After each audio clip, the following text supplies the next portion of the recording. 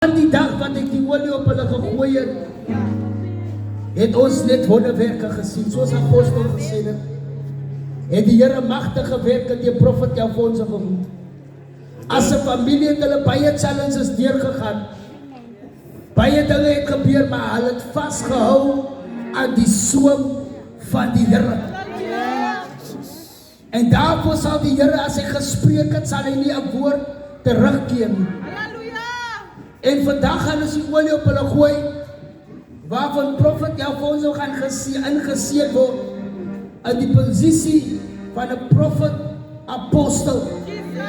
En as God gebruik hom, hy gaan in plekke in en hy doen wonders vir die Here. Amen. En ons ek weet nie wanneer, maar daar gaan weer olie gegooi word, waar hy in sy volle posisie as 'n apostel gaan staan.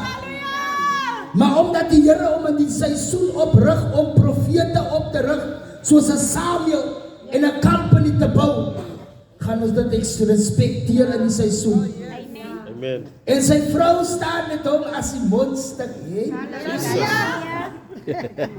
Jy sien die probleem hier is, ons verwag altyd dat profets moet baie praat.